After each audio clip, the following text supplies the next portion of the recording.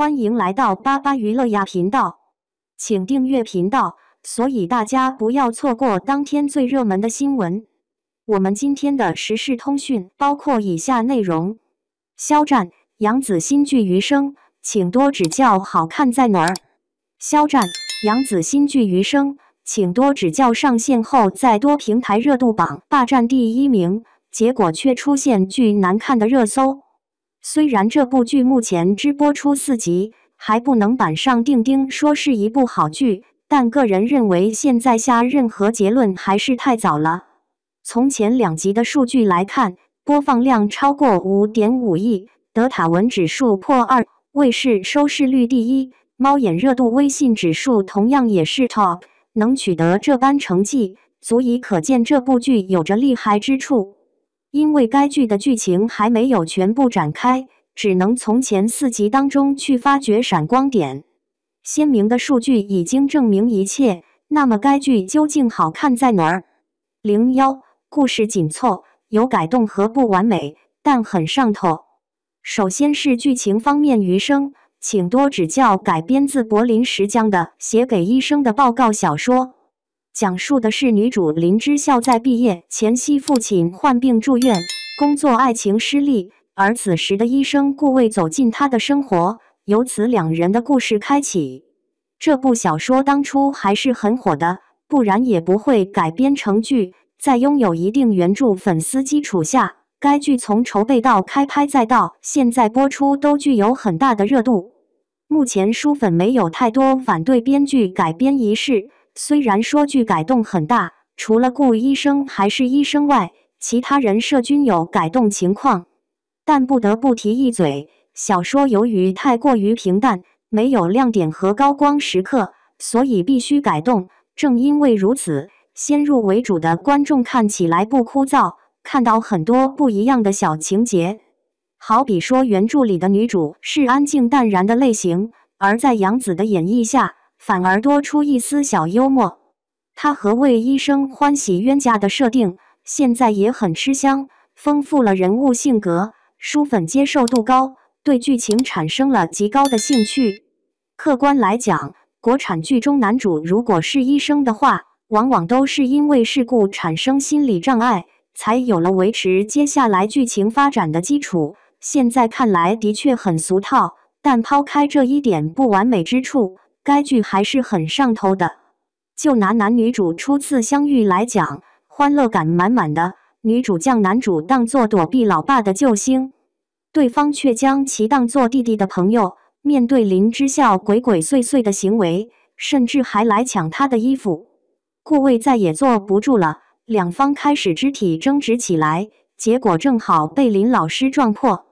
没想到父女俩的争吵还牵扯到顾魏这个局外人，到最后莫名其妙的被这对父女俩痛骂一顿。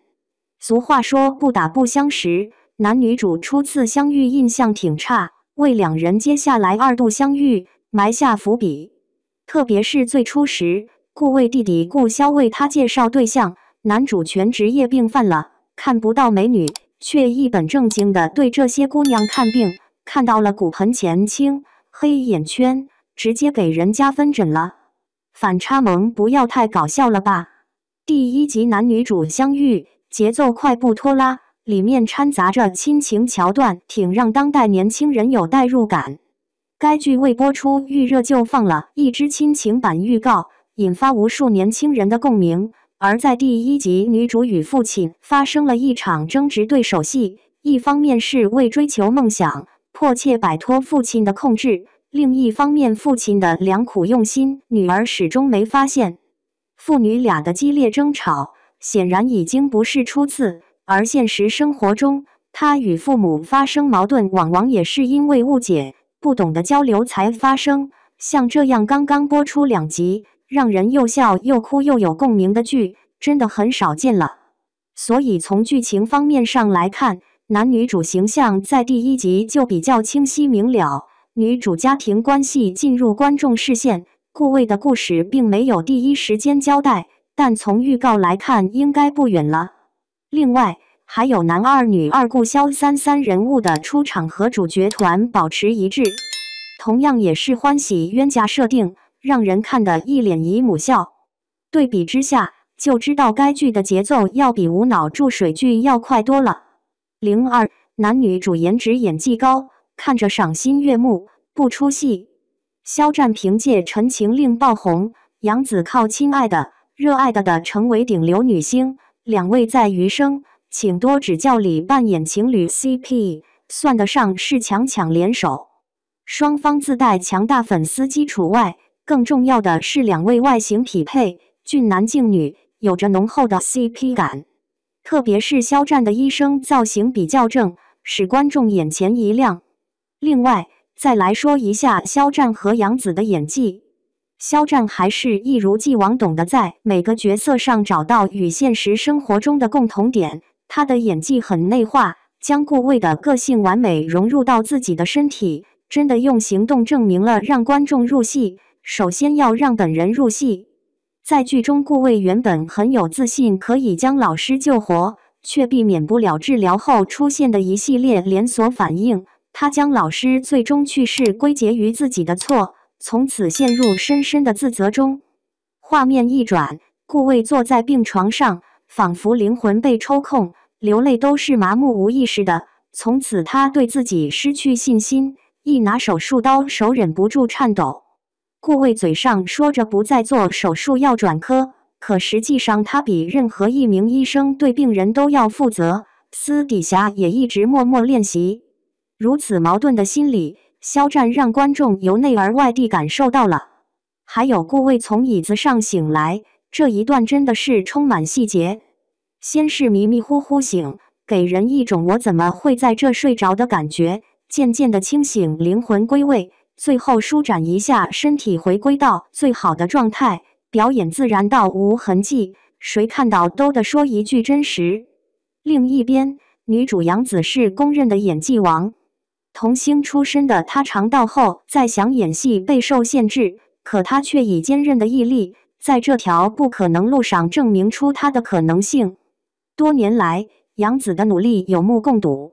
从《诛仙》再到《香蜜》，以及让她大火的《亲爱的》《热爱的》，在这些剧看她的表现，杨紫不是没有实力，而是缺乏机会。如今，杨紫终于做到，让自己有了商业价值，实现表演梦。走红后，她也没有忘记初心，演技丝毫不落下风。在《余生》里，甚至在一次看到她的爆发时刻，最出名的便是杨紫的哭戏。犹记得她在《香蜜》里的撕心裂肺的无实物哭戏花絮，动情了无数观众。而在《余生》里，仅仅是前2集，杨紫一上来就开大。作为家里最年轻的成员，林之孝得知爸爸的胃癌，心里暗自安慰自己要挺住，要成为妈妈的靠山。可是作为女儿，听此噩耗怎能不伤心落泪？杨紫在不同场景的哭戏里表现的也有不一样之处。爸爸生病那场，有成年人的隐忍和担当。